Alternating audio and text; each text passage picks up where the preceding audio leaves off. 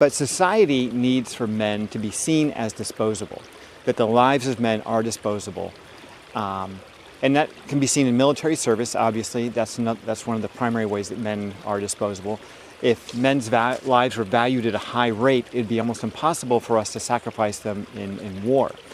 If women, in contrast, were sent to war and forced to, into selective service, I imagine that we wouldn't have so many wars. In the military, women have the option to be in a combat role or not, while men can be transferred into a combat role at any time against their will. So there is a huge difference in the way men and women play their roles to society in the military. But beyond that, men have very, very dangerous jobs.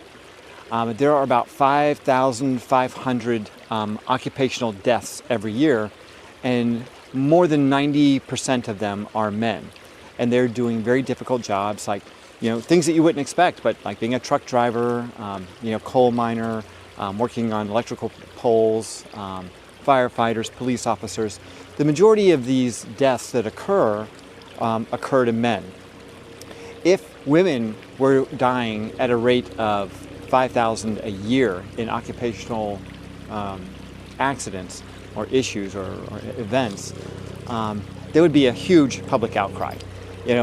5,000 people a year, just to give you an idea, that's about the annual rate of deaths from the Vietnam War. So that's an enormous amount of carnage is occurring in occupational injuries and deaths.